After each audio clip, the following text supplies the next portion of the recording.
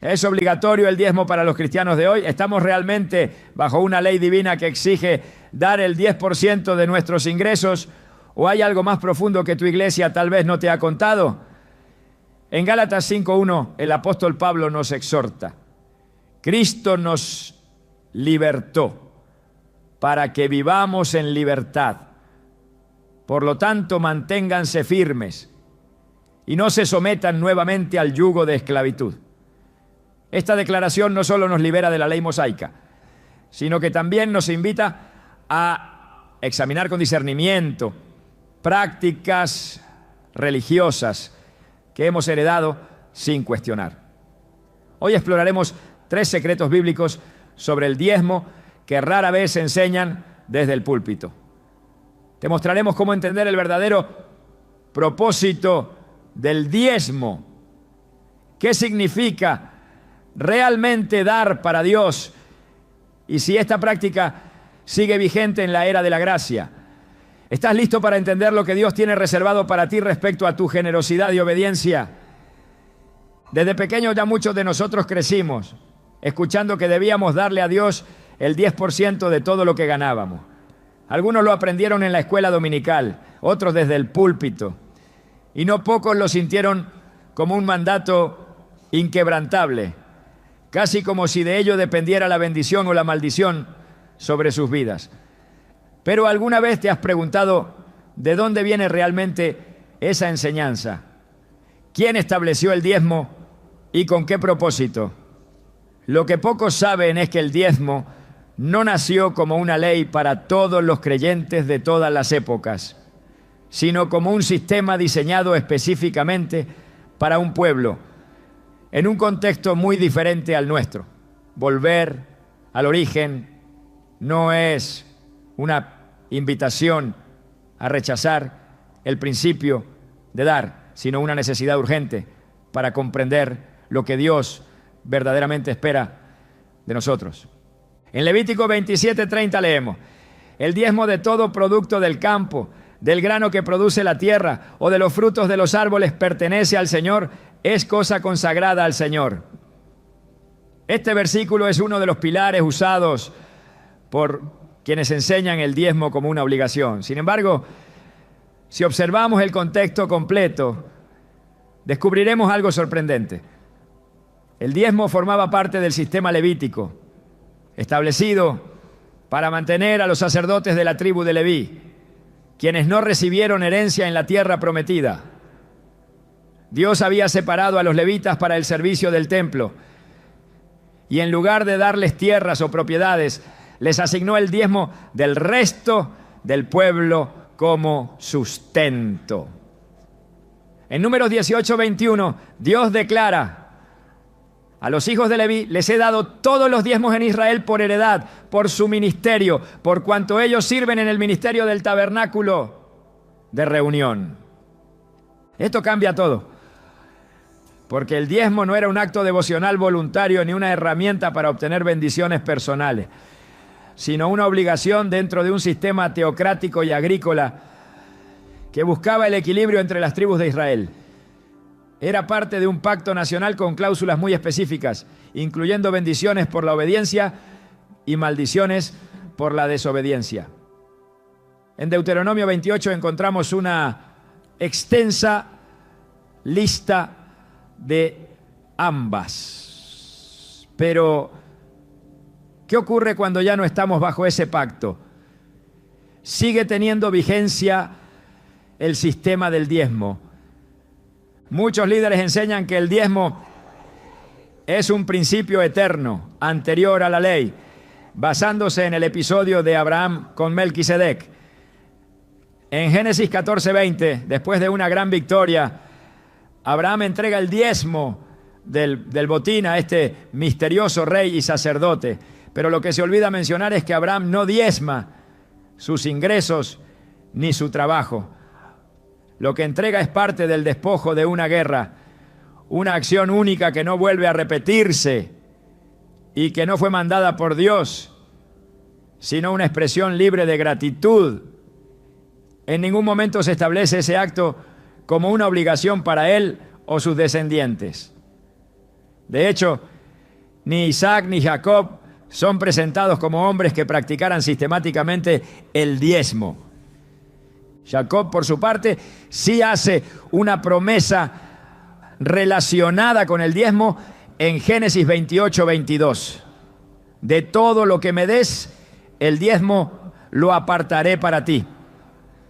Pero hay que notar que esta promesa nace de un voto personal, condicionado a que Dios le bendiga, le proteja y le traiga de regreso en paz.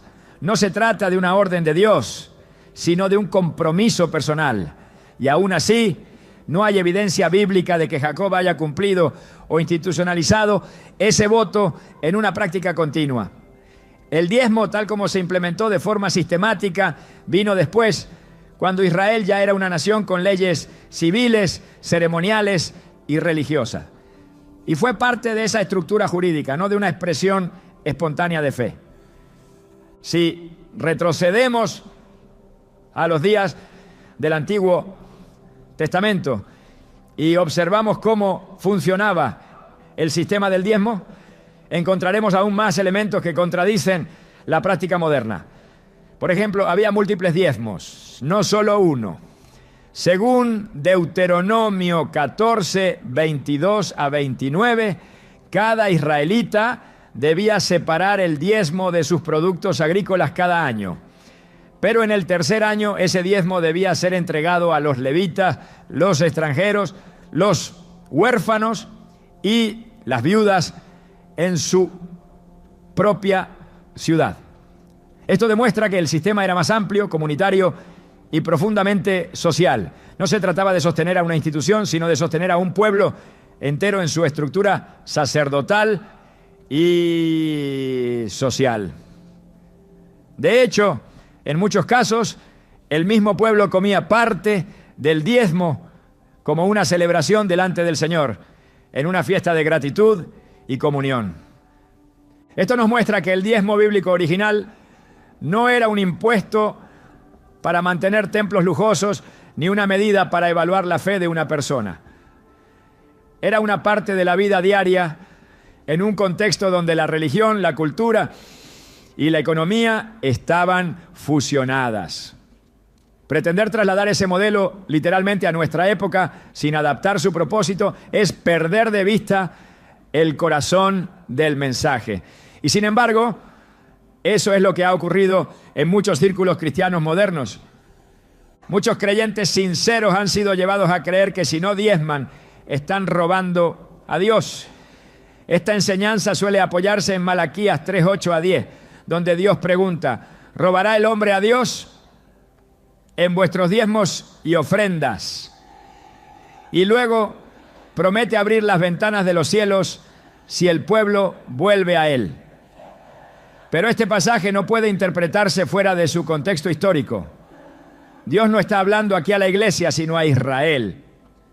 En una etapa de profunda decadencia espiritual, donde los sacerdotes mismos estaban corrompidos y el pueblo había abandonado el pacto.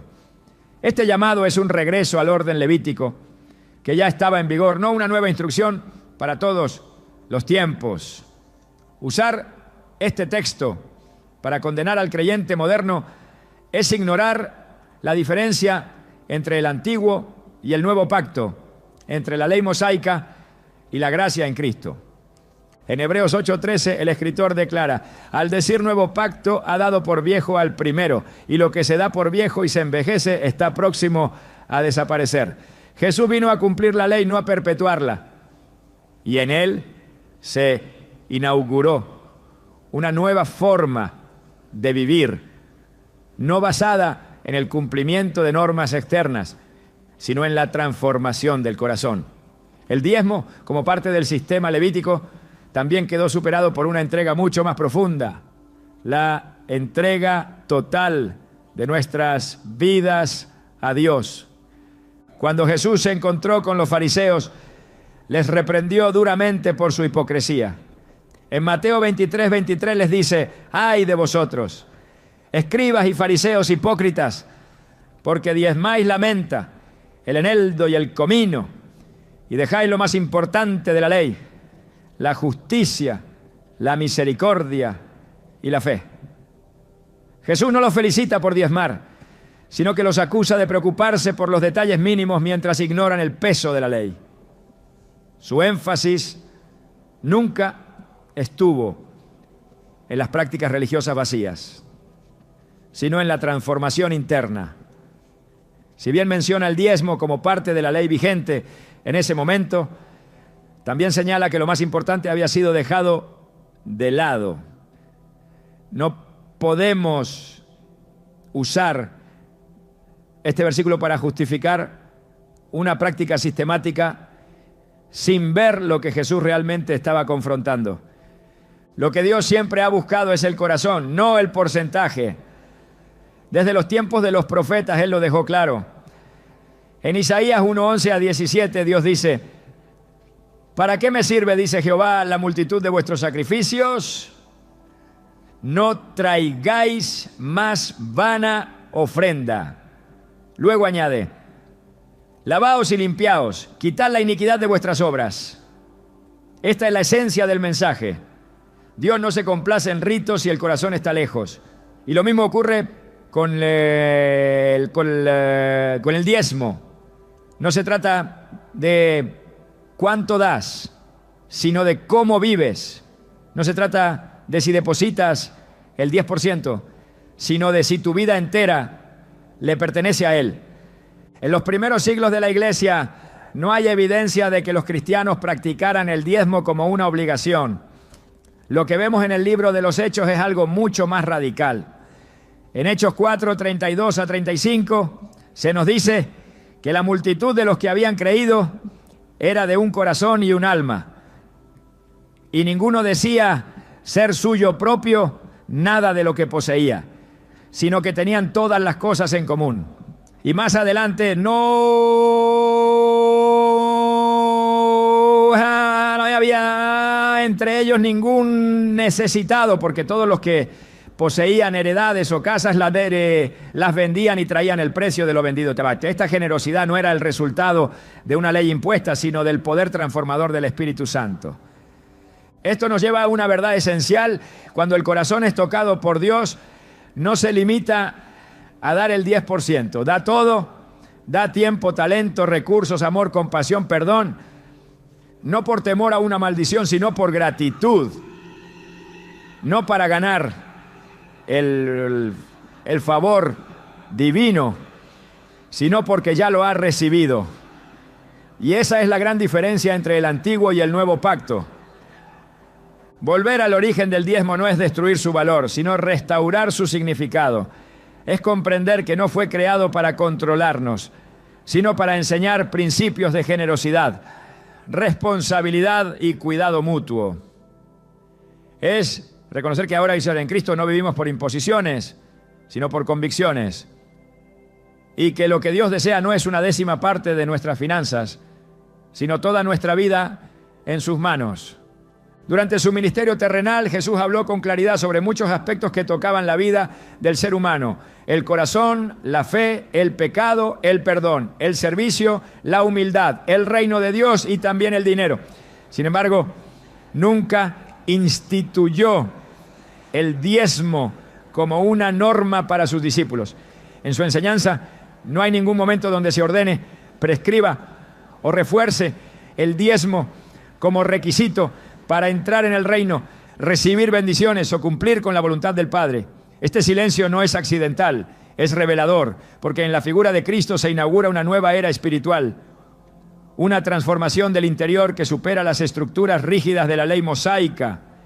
Y el hecho de que el diezmo no forme parte del mensaje central de Jesús indica que su propósito no era reproducir el sistema religioso anterior, sino establecer una relación directa entre Dios y el corazón del creyente. Jesús predicó intensamente sobre la riqueza y el uso del dinero, no desde la perspectiva de porcentajes establecidos, sino desde la disposición del alma.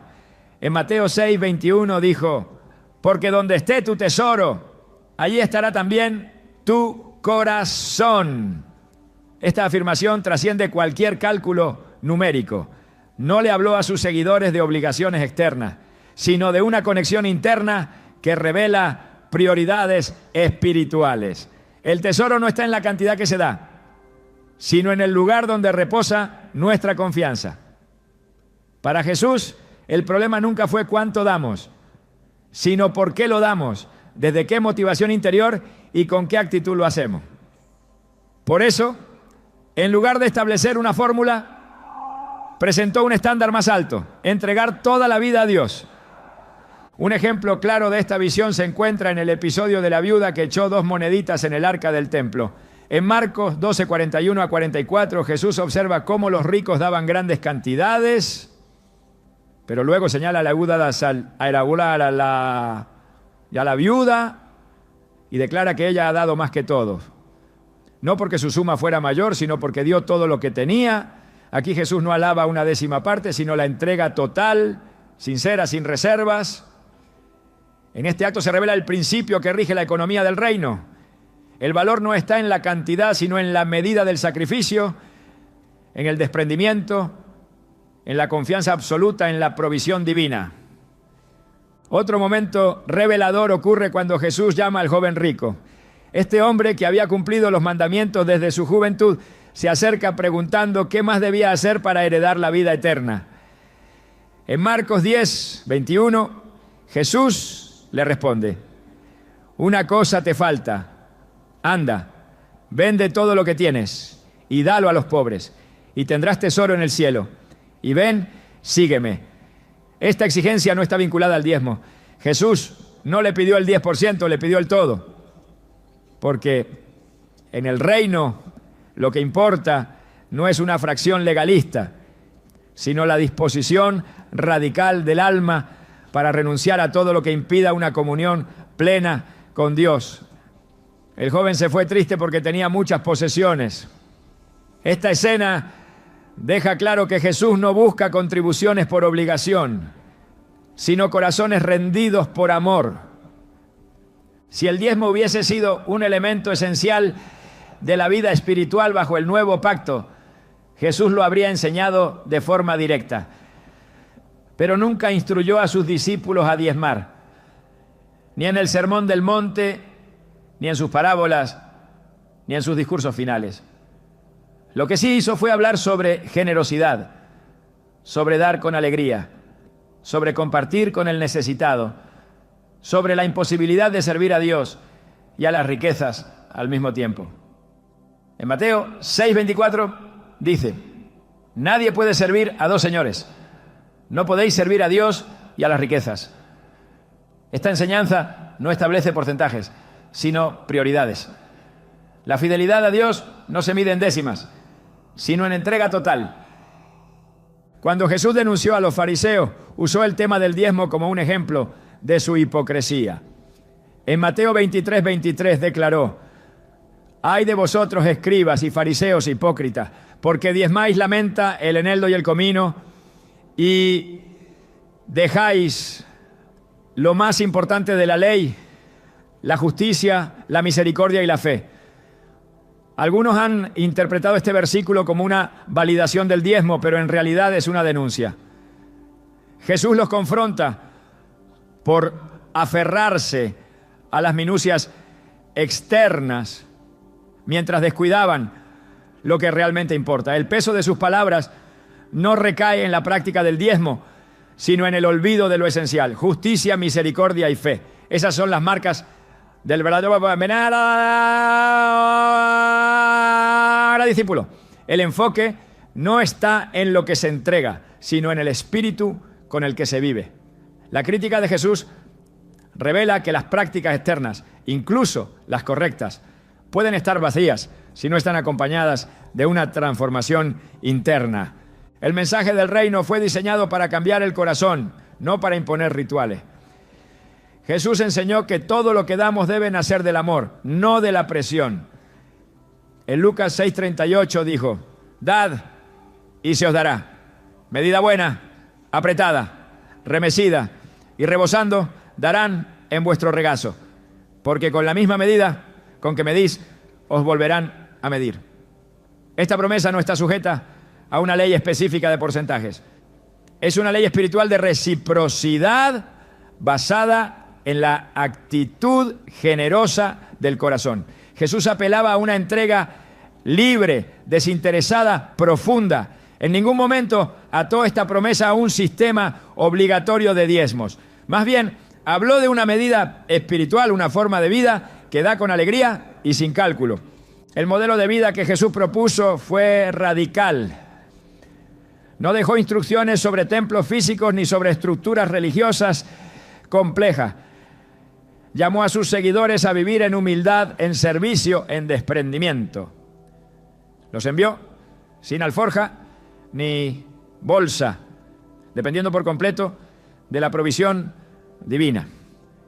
En Mateo 19:10 les dijo: no os proveáis de oro, ni plata, ni cobre en vuestros cintos, ni de alforja para el camino, porque el obrero es digno de su sustento. Este principio refleja un estilo de vida opuesto al materialismo. Los discípulos no vivían bajo un esquema financiero sistematizado, sino en una dinámica de fe, donde cada necesidad era suplida por la mano de Dios y cada provisión era compartida entre hermanos. En toda su enseñanza, Jesús nunca estableció el diezmo como obligación. Lo que sí hizo fue exaltar la mayordomía fiel, la entrega generosa, el desapego de las riquezas y la confianza absoluta en el Padre Celestial. En Mateo 6:33 resumió esta visión: buscad primeramente el reino de Dios y su justicia, y todas estas cosas os serán añadidas. En este mandato no hay espacio para el temor económico ni para la manipulación. Solo hay un llamado a poner a Dios por encima de todo. Jesús no delegó a sus seguidores una ley de porcentaje. Les entregó una vida guiada por el Espíritu. Si el diezmo fuera una parte esencial del Evangelio, los evangelios lo repetirían con énfasis. Pero no es así. El silencio de Jesús sobre este tema, lejos de ser una omisión, es una declaración. Porque lo que se inauguró con Cristo no fue una repetición del antiguo sistema, sino una nueva forma de vivir, donde cada área del ser humano es rendida por completo al señorío de Dios. Lo que antes era una norma externa, ahora se convierte en una respuesta voluntaria, libre y guiada por una relación viva con el Padre. El mensaje de Jesús rompe con las estructuras religiosas que buscan imponer cargas sin transformar el corazón. En Mateo 11:28-30 dijo: venid a mí todos los que estáis trabajados y cargados, y yo os haré descansar. Mi yugo es fácil y ligera mi carga. Este descanso no elimina el llamado al sacrificio, pero lo transforma. Ya no se trata de cumplir normas para agradar a Dios, sino de vivir en comunión con Él, dejándonos guiar por su voz y su gracia. Por eso cuando hablamos del dar cristiano, no podemos retroceder al antiguo pacto para imponer lo que Jesús no ordenó. Debemos avanzar hacia el modelo que Él encarnó. Una entrega que nace del amor y se sostiene en la libertad. En ningún momento Jesús enseñó que el diezmo fuera el estándar para sus seguidores. Su enfoque fue siempre más profundo, más exigente, más espiritual. No buscó establecer reglas externas, sino cultivar corazones rendidos. En esa rendición total está el verdadero dar. Cuando todo le pertenece a Dios, ya no se calcula lo que se entrega. Se vive con la conciencia de que nada es propio y todo debe glorificar al Padre. Esa es la esencia del reino. Esa es la enseñanza de Jesús. Ahora que hemos visto que el Maestro nunca impuso el diezmo como mandato para sus discípulos, debemos avanzar un paso más. La iglesia primitiva, guiada por el Espíritu Santo, tampoco enseñó el diezmo como una norma.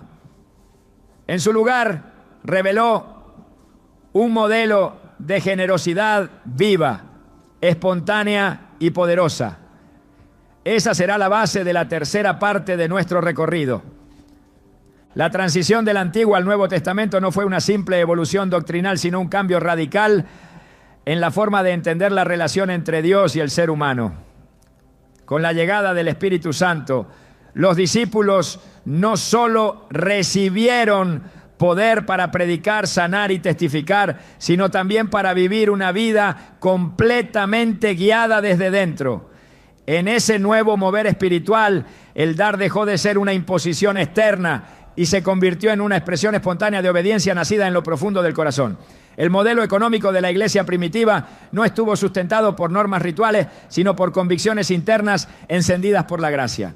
Desde el primer momento, el libro de los Hechos muestra cómo los seguidores de Cristo vivían un tipo de generosidad que no puede explicarse por ley ni tradición.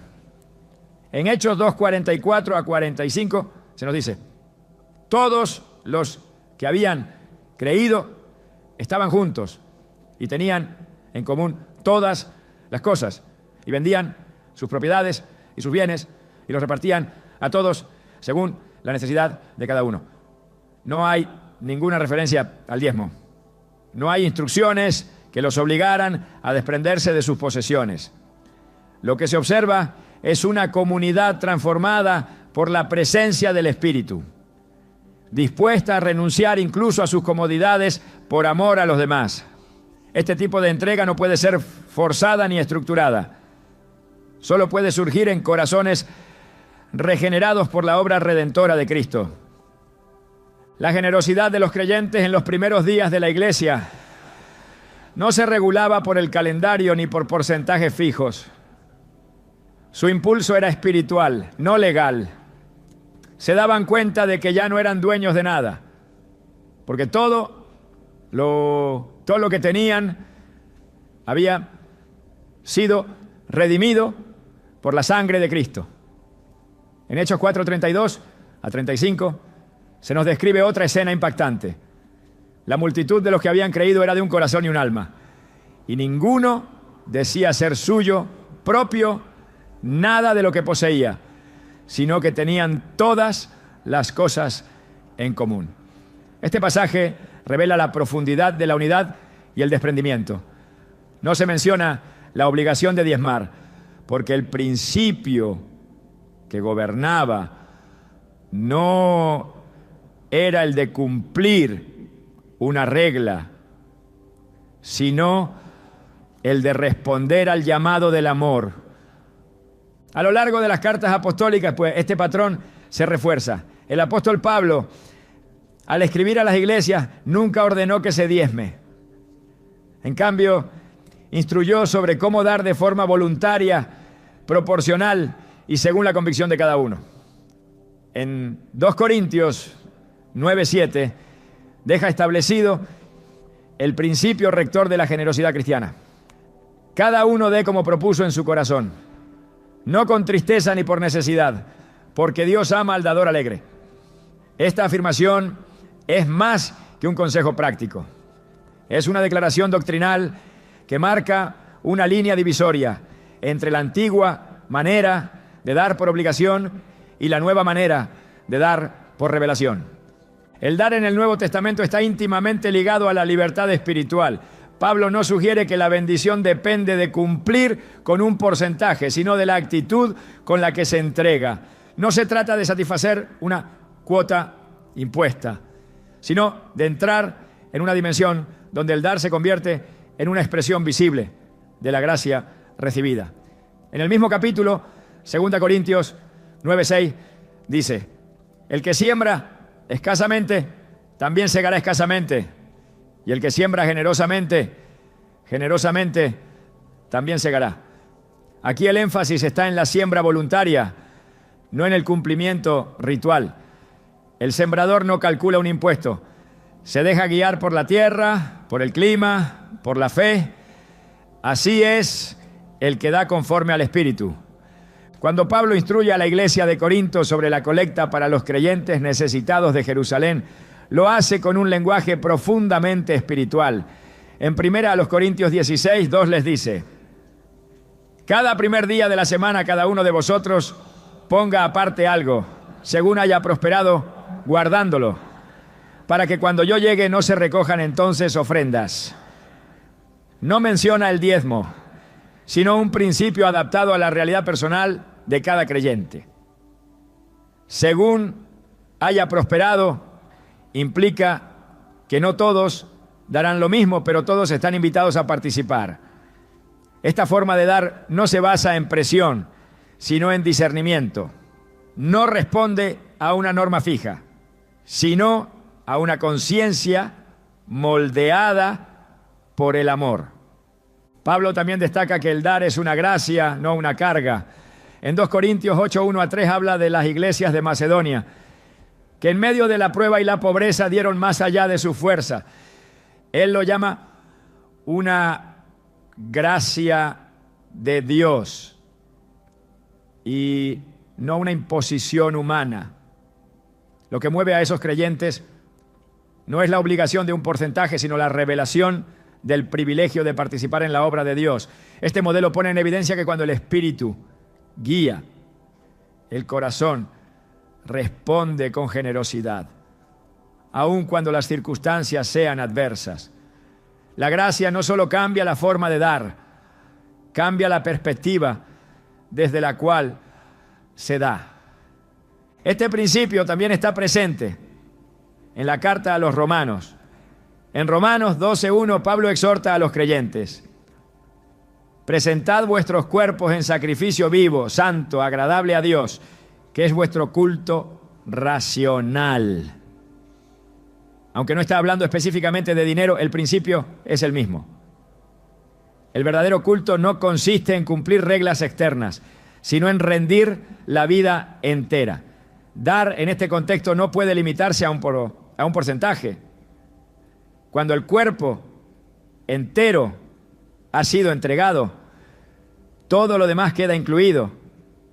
Ya no se pregunta cuánto debo dar, sino cuánto de mí ha sido verdaderamente consagrado. La ausencia del diezmo como práctica obligatoria en el Nuevo Testamento no es una omisión, sino una revelación. Significa que lo que antes era símbolo, ahora ha sido sustituido por la realidad espiritual.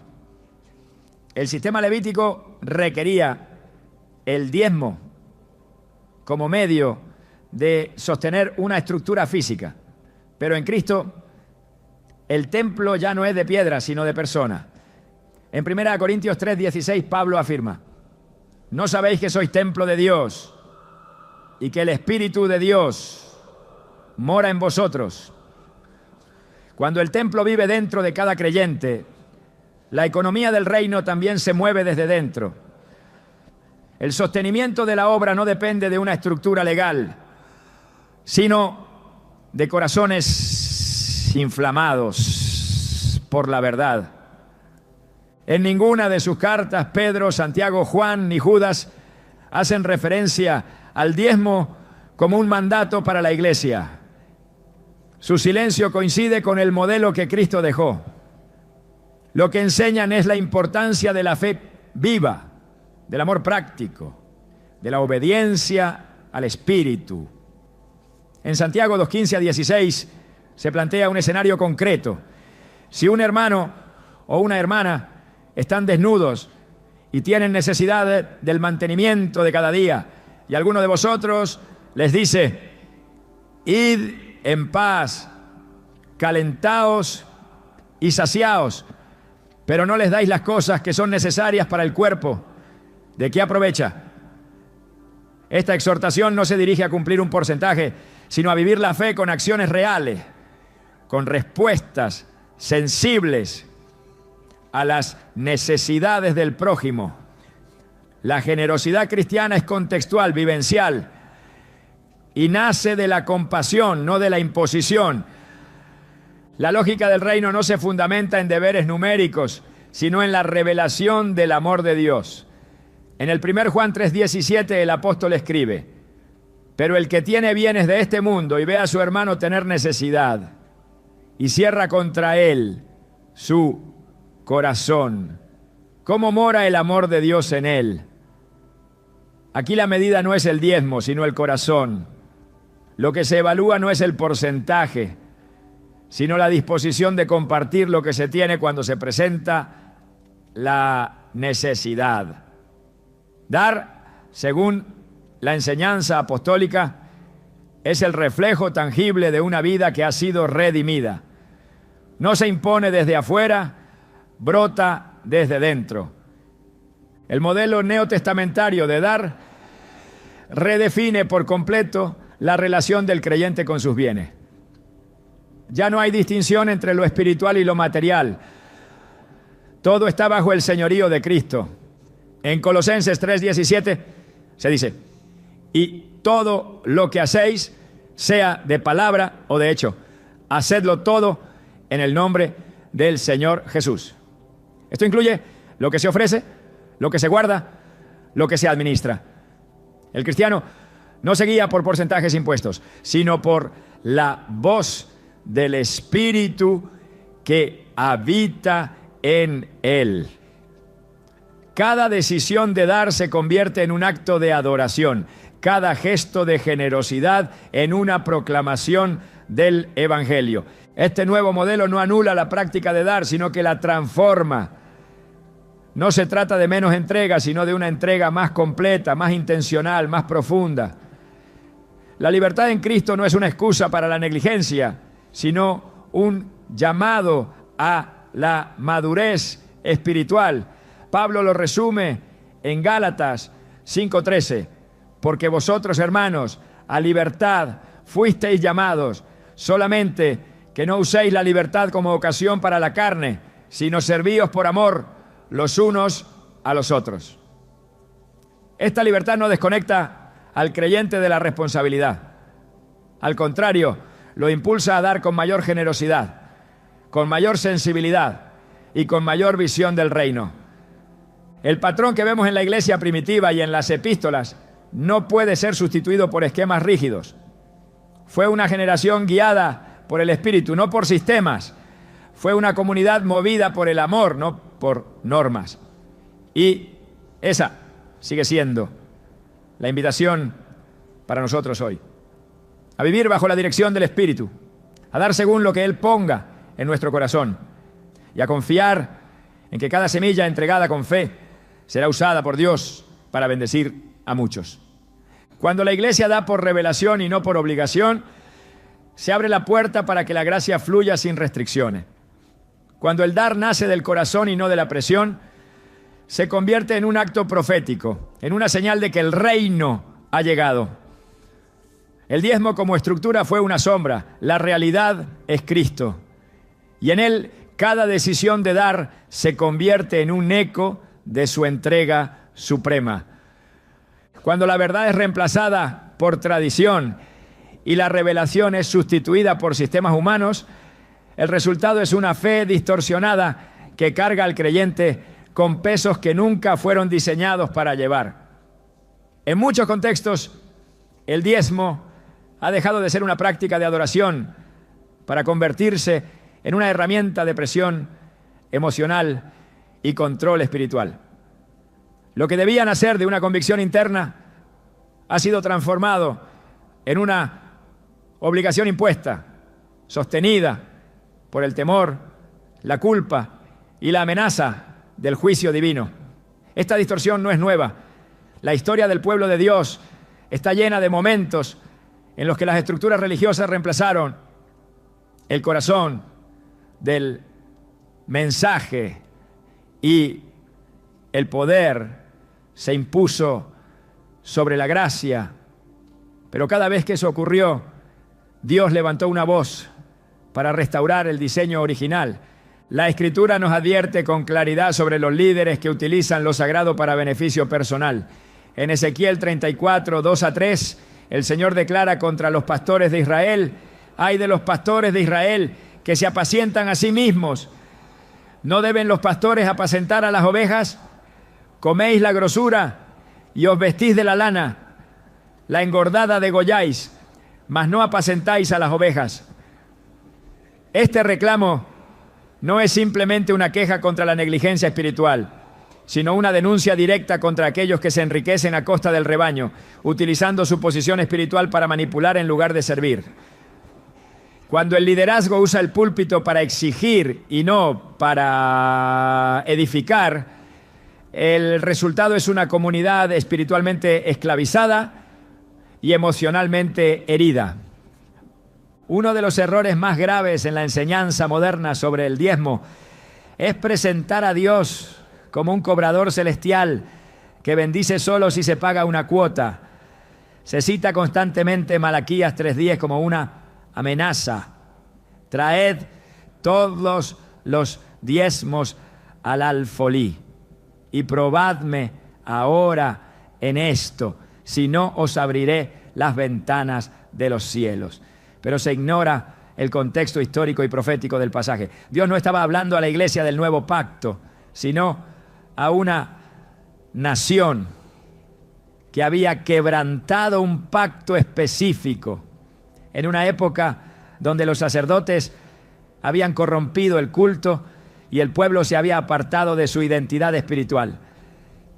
El reclamo de Dios no era por el dinero, sino por el abandono de la justicia y la integridad. Usar este texto para infundir miedo es torcer la intención original del mensaje. Cuando el mensaje del diezmo se presenta como un requisito absoluto para la bendición, se produce una falsa espiritualidad donde la generosidad se convierte en transacción y la obediencia en negocio. Esta visión comercializa la fe y transforma la relación con Dios en una relación de mercado. Si doy, recibo. Si no doy, pierdo. Esta no es la economía del reino. Jesús enseñó que el Padre hace salir el sol sobre buenos y malos y que su provisión no está condicionada por una fórmula matemática, sino por su naturaleza generosa. En Mateo 5:45 dice: para que seáis hijos de vuestro Padre que está en los cielos, que hace salir su sol sobre malos y buenos, y que hace llover sobre justos e injustos. Esta es la gracia, un favor que no se compra, un amor que no se negocia, una provisión que no se condiciona. Pablo también enfrentó la tensión entre servir con integridad y ser acusado de tener intenciones torcidas. En 2 Corintios 2:17 declara: pues no somos como muchos que medran falsificando la palabra de Dios, sino que con sinceridad, como de parte de Dios y delante de Dios, hablamos en Cristo. Su ministerio no se sustentaba en manipulaciones ni en tácticas de presión, sino en la verdad. Su autoridad no dependía de lo que podía exigir, sino de lo que estaba dispuesto a entregar. En varias ocasiones renunció al derecho de ser sostenido para no dar lugar a sospechas ni tropiezos. En 1 Corintios 9:12 afirma: pero no hemos usado de este derecho, sino que lo soportamos todo por no poner ningún obstáculo al Evangelio de Cristo. Esta actitud revela el corazón del verdadero siervo. No se aferra a lo que puede reclamar, sino que se desprende de todo con tal de no estorbar la obra de Dios. El uso del diezmo como medida de fidelidad ha creado una cultura donde el valor espiritual de una persona se mide por su aporte económico. Esto contradice el Evangelio, que valora la fe, la obediencia y el amor como frutos del Espíritu. En Gálatas 5, 22-23, Pablo escribe que los frutos del Espíritu son amor, gozo, paz, paciencia, benignidad, bondad, fe, mansedumbre y dominio propio. Ninguno de estos frutos se relaciona con cifras monetarias. El énfasis está en lo que el Espíritu produce, no en lo que el bolsillo aporta. Cuando se enseña que dar el diezmo es prueba de compromiso, se corre el riesgo de pasar por alto los frutos invisibles que realmente definen el carácter de un hijo de Dios. Otro peligro de esta manipulación es crear una jerarquía espiritual basada en el poder adquisitivo. Se honra más a quienes pueden dar más y se invisibiliza a quienes no tienen recursos.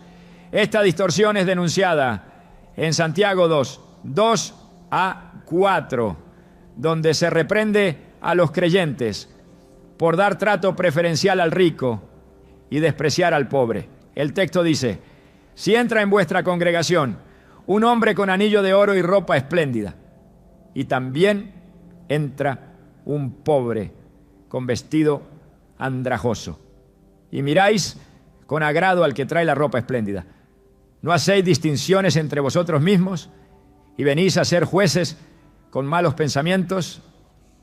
Cuando el diezmo se convierte en herramienta para clasificar a los creyentes, se niega la justicia del reino y se cae en el favoritismo condenado por las Escrituras.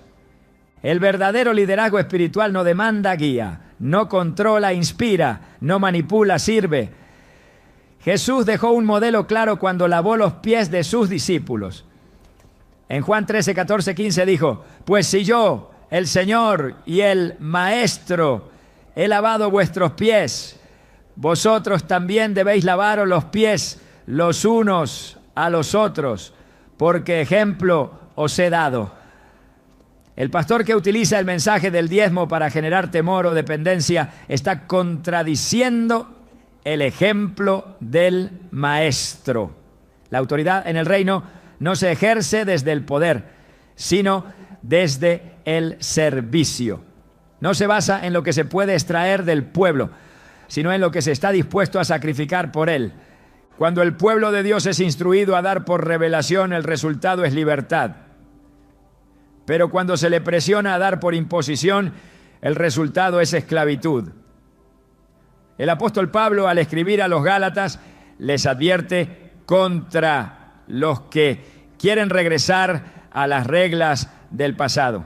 En Gálatas 5:1 declara: estad pues firmes en la libertad con que Cristo nos hizo libres, y no estéis otra vez sujetos al yugo de esclavitud. Esta libertad no es anarquía, es madurez espiritual. No niega el llamado a la generosidad, lo profundiza. No rechaza el dar, lo eleva a una dimensión donde cada acto de entrega nace del amor, no de la coacción. La iglesia que manipula el mensaje del diezmo para obtener control pierde autoridad espiritual. Puede ganar dinero, pero pierde la presencia. Puede construir templos, pero no forma discípulos. Puede llenar auditorios, pero vacía corazones. La fidelidad no se mide por lo que se exige, sino por lo que se modela. La comunidad cristiana debe ser un espacio donde la verdad se enseña con integridad, donde la fe no se condiciona a la economía y donde cada miembro es valorado por lo que es en Cristo, no por lo que puede aportar. El problema no está en enseñar principios de mayordomía, sino en imponer normas que Cristo no instituyó. La manipulación comienza cuando se presentan mandatos humanos como ordenanzas divinas. Jesús denunció esto con dureza en Mateo 15:9. Pues en vano me honran, enseñando como doctrinas mandamientos de hombres. Cuando el mensaje del diezmo se eleva al nivel de doctrina esencial, se está reemplazando la palabra viva por estructuras que carecen de respaldo apostólico. El resultado es una iglesia que vive en temor, no en libertad, que da por obligación, no por revelación, que sirve por miedo, no por amor. El Espíritu Santo no manipula, convence, no amenaza, ilumina, no obliga, transforma. Por eso, cuando una enseñanza espiritual se sostiene en el miedo, se debe examinar su origen. En 2 Timoteo 1:7, Pablo afirma: porque no nos ha dado Dios espíritu de cobardía, sino de poder, de amor y de dominio propio. El mensaje del reino produce poder interior, no dependencia externa. Cultiva un amor que actúa, no un temor que paraliza. Despierta dominio propio, no sumisión ciega. Cualquier enseñanza que socava estos frutos debe ser confrontada con la verdad del Evangelio. Dios no necesita ser convencido para bendecir. Él es generoso por naturaleza. En Santiago 1:17 se nos dice: toda buena dádiva y todo don perfecto desciende de lo alto, del Padre de las luces. La bendición no es una moneda de cambio, es una expresión del carácter de Dios. Cuando se enseña que la bendición depende exclusivamente del cumplimiento del diezmo, se está promoviendo una imagen distorsionada del Padre. Se le presenta como un comerciante, no como un redentor, como un cobrador, no como un dador. Esta imagen no solo hiere la fe, sino que aleja a las personas de una relación auténtica con Dios. El Evangelio es un llamado a la verdad, y donde hay verdad, hay libertad. Jesús lo expresó en Juan 8:32. Conoceréis la verdad y la verdad os hará libre. La verdad libera del engaño, del temor y de las cargas impuestas por sistemas humanos. Libera del legalismo y de la manipulación. Libera para vivir por fe, para dar por convicción, para servir con gozo. La verdad revela que en Cristo no hay necesidad de comprar el favor divino, porque ese favor ya fue entregado gratuitamente en la cruz. El verdadero mensaje del reino no se impone, se revela, y cuando es revelado, transforma. El llamado hoy no es a abandonar la generosidad, sino a purificar su motivación, a dejar atrás la estructura que obliga y abrazar la voz que guía. Porque cuando el dar fluye del Espíritu, produce gozo, libertad y plenitud. Y donde hay libertad, hay presencia. Donde hay presencia, hay transformación.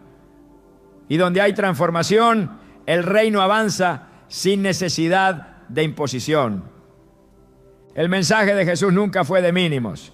Su llamado no se limitó a un cumplimiento externo ni a una serie de requisitos para alcanzar lo justo. Cristo siempre apuntó al todo, a una entrega sin reservas, a un corazón tan transformado por el amor de Dios que no pregunta cuánto debe dar, sino cuánto más puede entregar. Cuando el corazón ha sido renovado por la gracia, el diezmo ya no es un techo, sino apenas el piso de una vida de generosidad. Los primeros cristianos no necesitaban que nadie les impusiera un porcentaje. Ellos entendieron por revelación que todo lo que tenían ya no les pertenecía. En Hechos 4:34 a 35, el testimonio de aquella comunidad es contundente. No había entre ellos ningún necesitado, porque todos los que poseían heredades o casas las vendían y traían el precio de lo vendido y lo ponían a los pies de los apóstoles, y se repartía a cada uno según su necesidad. Aquellos hombres y mujeres no dieron un diezmo, no calcularon cuánto debían guardar, vendieron posesiones, soltaron su seguridad material, ofrecieron su sustento. No lo hicieron por presión, lo hicieron porque habían sido tocados por el fuego del Espíritu. La transformación del corazón no produce una actitud de retención, sino de entrega. Cuando el Espíritu entra, el ego sale. La generosidad es una consecuencia natural de una vida habitada por Dios. La ley exigía una décima parte. La gracia, en cambio, despierta una respuesta proporcional al amor recibido. No se trata de una fórmula, se trata de una vida rendida. Y donde hay rendición verdadera, hay libertad para dar sin límites. Jesús dijo en Lucas 6:38, dad y se os dará. Medida buena, apretada, remecida y rebosando darán en vuestro regazo. La bendición prometida no está ligada a un número, sino a una medida que fluye desde el corazón. Esta medida no es uniforme. Cada uno da según lo que ha recibido. Y quien ha recibido abundantemente de la misericordia no puede responder con reservas. Dar más del diezmo no es una obligación, es una consecuencia de haber visto al Dios que no escatimó a su propio Hijo. Pablo enseñó este principio con claridad a los corintios. En 2 Corintios 9, 6 a 7 escribió: el que siembra escasamente también segará escasamente, y el que siembra generosamente, generosamente también segará. Cada uno dé como propuso en su corazón. La siembra no está limitada a una décima parte. No se trata de cumplir con una cuota. Se trata de entrar en la economía del reino, donde la generosidad genera fruto y la fe produce abundancia. La semilla que se planta con fe será multiplicada por la mano de Dios. Y quien entiende esto deja de dar por obligación y comienza a sembrar por revelación. Dar más que el diezmo no es un acto heroico, es la respuesta lógica de un corazón agradecido. En Romanos 12:1, Pablo presenta la vida cristiana como una entrega continua. Os ruego por las misericordias de Dios que presentéis vuestros cuerpos en sacrificio vivo, santo, agradable a Dios. El sacrificio no es solo financiero, es total, es el tiempo, los talentos, los recursos, los sueños, todo se presenta, todo se consagra, todo se pone al servicio del reino. El dar se convierte en una extensión de la adoración, ya no es una transacción, es una entrega. La iglesia madura no pregunta cuánto es lo mínimo, pregunta cuánto puede contribuir a la obra. No calcula porcentajes, discierne necesidades. No se limita por una regla, se expande por un fuego interior. En Filipenses 4:17, Pablo reconoce el aporte de la iglesia de Filipo, pero aclara algo crucial. No es que busque dádivas, sino que busco fruto que abunde en vuestra cuenta. La motivación no es la necesidad económica del apóstol, es la oportunidad espiritual del creyente. Cuando alguien da más que el diezmo desde un corazón transformado, está acumulando fruto eterno. Está participando del avance del reino con sus recursos, su esfuerzo y su generosidad. El creyente que ha sido tocado por la gracia no necesita ser motivado por temor ni manipulado con promesas materiales. La mayor recompensa ya le fue dada. Cristo mismo. En Él están escondidos todos los tesoros de la sabiduría y el conocimiento. En Él tenemos todo lo necesario para vivir en piedad. Por eso cuando damos, no lo hacemos para recibir algo a cambio. Lo hacemos porque ya recibimos lo más grande: la salvación, el perdón, la vida eterna. En 1 Timoteo 6:17-19, Pablo exhorta a los ricos en este siglo a que no pongan su esperanza en las riquezas, sino en Dios. Luego les dice que hagan bien, que sean ricos en buenas obras, dadivosos, generosos, atesorando para sí buen fundamento para lo porvenir. La verdadera riqueza no está en acumular, sino en sembrar, no en retener, sino en compartir. Quien ha sido iluminado por esta verdad no limita su entrega, la expande, la diversifica, la convierte en estilo de vida. El dar, cuando fluye desde un corazón transformado, se vuelve espontáneo, constante y alegre. No espera campañas ni colectas, no necesita sermones que presionen. Nace de una conciencia continua de mayordomía. Todo lo que soy, todo lo que tengo, le pertenece al Señor. Esta actitud no depende del monto, depende de la disposición. Jesús elogió a la viuda que dio 2 monedas porque dio todo lo que tenía. En Marcos 12:44 se explica. Todos han echado de lo que les sobra, pero esta, de su pobreza, echó todo lo que tenía, todo su sustento. Dar más que el diezmo no es una cuestión de cantidad absoluta, sino de entrega total. El reino no se construye con cifras, no, sino con corazones. Y un corazón que ha sido redimido no pone límites a su generosidad. No teme quedarse sin recursos porque sabe quién es su fuente. No se reserva para después, porque vive en el ahora de la obediencia. La abundancia espiritual produce generosidad práctica, y esa generosidad abre puertas, suple necesidades, multiplica oportunidades y glorifica a Dios. La generosidad bíblica no es uniforme, es específica, contextual, dirigida. En 2 Corintios 8, Pablo describe cómo los macedonios, en profunda pobreza, abundaron en riquezas de generosidad. No dieron porque tenían, dieron porque estaban llenos de gracia. Y luego dice algo revelador en el versículo 5. No como lo esperábamos, sino que asimismo se dieron primeramente al Señor y luego a nosotros por la voluntad de Dios. Aquí está el secreto. Antes de entregar bienes, entregaron su ser. Y cuando alguien se entrega por completo, el resto fluye con naturalidad. Dar más que el diezmo no es una estrategia financiera, es una manifestación del reino, es el fruto de una mente renovada, es la respuesta de un corazón agradecido, es la acción visible de una fe invisible. No hay necesidad de coerción, no hay espacio para la retención. La transformación interior produce un estilo de vida donde dar es parte del respirar espiritual. Porque donde está el Espíritu del Señor hay libertad. Y esa libertad incluye la libertad para dar sin reservas. Cristo no dio el diezmo de su sangre, lo dio todo. No ofreció una parte de sí mismo, se entregó por completo.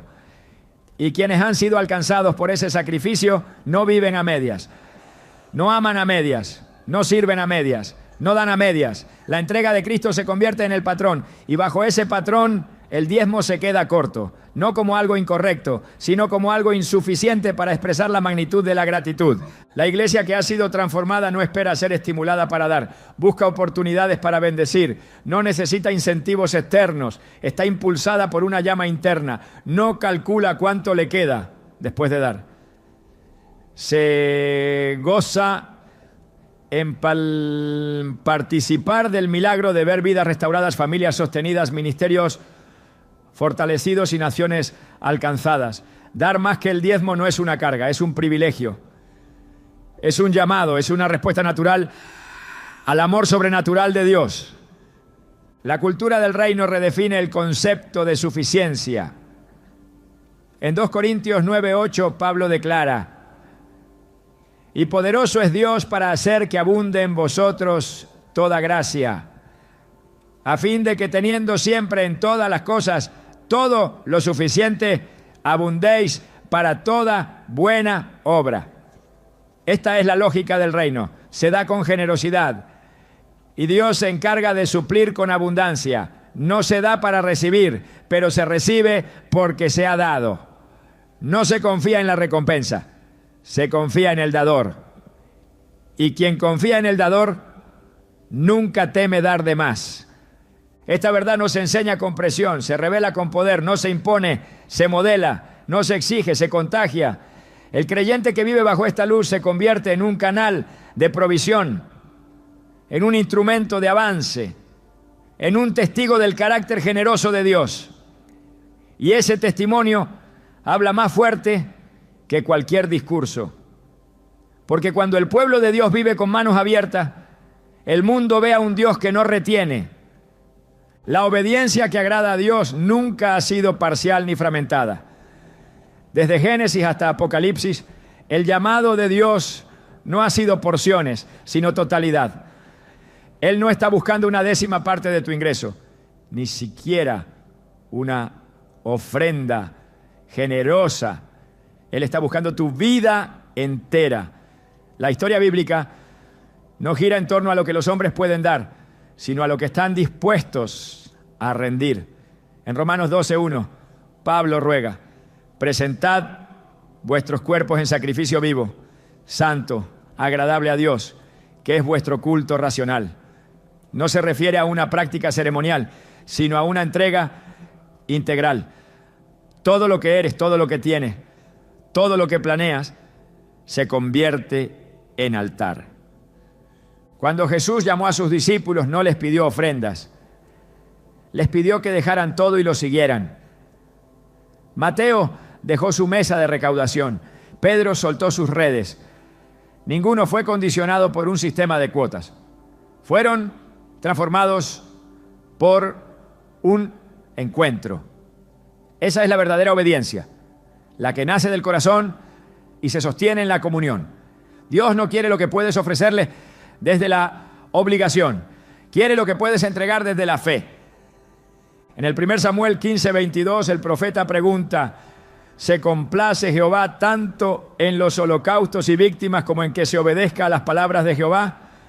Ciertamente el obedecer es mejor que los sacrificios, Este principio derrumba cualquier sistema religioso que priorice la forma sobre el fondo. No es la cantidad lo que impresiona a Dios, sino la disposición del alma. No es lo visible lo que Él evalúa, sino lo secreto del corazón. El verdadero sacrificio es la obediencia, incluso cuando no es comprendida por los hombres, incluso cuando exige más que un diezmo, incluso cuando exige todo. Jesús no murió por nuestro dinero, murió por nuestras almas, y quien ha sido rescatado por esa sangre no puede vivir a medias, no puede dividir su fe entre lo que retiene y lo que entrega. En Lucas 14:33, Jesús dijo: cualquiera de vosotros que no renuncia a todo lo que posee no puede ser mi discípulo. Este no es un llamado extremo, es el estándar del reino. La obediencia no es negociable porque la cruz no lo fue. Dios no está esperando una transferencia bancaria, está esperando una vida rendida, un corazón que diga: aquí estoy, Señor, todo lo que tengo es tuyo, todo lo que soy te pertenece. Esta es la ofrenda que Él no rechaza, no porque sea costosa, sino porque es sincera, no porque sea grande en valor humano, sino porque nace de un espíritu obediente. En este camino, dar es solo una expresión más de la obediencia total. No es el centro, es la consecuencia. Y cuando se vive así, no se necesita que nadie imponga reglas. El Espíritu guía, la gracia capacita y la obediencia se vuelve el lenguaje más alto de adoración. Porque Dios no quiere tu dinero, quiere tu obediencia completa. El diezmo, tal como se ha enseñado por generaciones, ha producido una fuerte división entre lo que damos y lo que somos.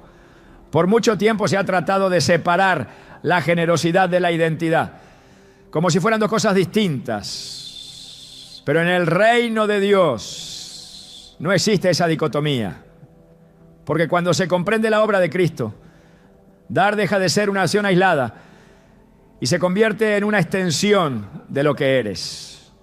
Y esta es la clave que muy pocos han enseñado.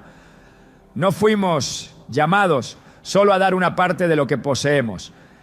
Fuimos llamados a convertirnos en una expresión viva de generosidad encarnada. No se trata de cuánto dinero entregas, sino de en quién te estás transformando a través de lo que entregas. La generosidad bíblica no comienza en la billetera, comienza en la mente, en la forma en la que ves tu vida, en la conciencia de que ya no te pertenece. Porque cuando sabes que has sido comprado por precio, no puedes seguir pensando como dueño. Lo entregas todo porque sabes que todo lo que tienes está en manos de aquel que nunca falla. Por eso dar no es un acto que se repite semanalmente en un culto. Es una vida que se ofrece a diario como semilla en el reino.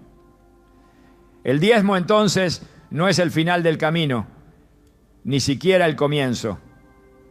Es apenas una estación en un viaje mucho más profundo. El viaje hacia una vida irreversiblemente entregada. Y cuando una vida es entregada, se convierte en un testimonio. No un testimonio para que otros admiren, sino para que otros despierten. Una iglesia que ha sido liberada de estructuras impuestas y ha entrado en la dinámica del dar por revelación, ya no necesita motivaciones externas. Camina con el corazón encendido por el fuego de la verdad. Ya no calcula si debe dar antes o después de impuestos, si debe hacerlo en efectivo o en transferencia. Su única pregunta es: ¿cómo puedo reflejar mejor el amor que me salvó?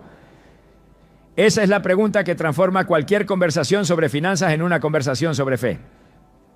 Y es ahí donde la iglesia vuelve a ser peligrosa para el infierno. Cuando deja de depender de fórmulas y vuelve a depender del Espíritu. Cuando abandona las viejas estructuras y camina en la frescura de la obediencia.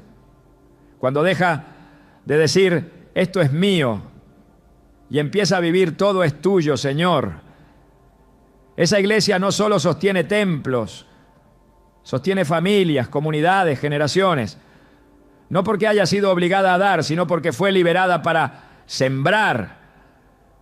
No porque se le impuso una regla, sino porque se le reveló una verdad. El diezmo como sistema ha sido debatido, defendido, distorsionado, pero el llamado de Dios nunca ha sido al sistema, ha sido al corazón, porque el que tiene el corazón tiene todo lo demás. Y cuando ese corazón entiende quién es, no necesita otra ley. Vive para dar, vive para servir, vive para reflejar al único que lo dio todo primero. Así es como termina el debate, no con argumentos, con transformación, no con una cantidad, con una identidad. Porque cuando el creyente descubre qué es la ofrenda, ya no necesita instrucciones para entregar, solo necesita caminar con aquel que lo entregó todo.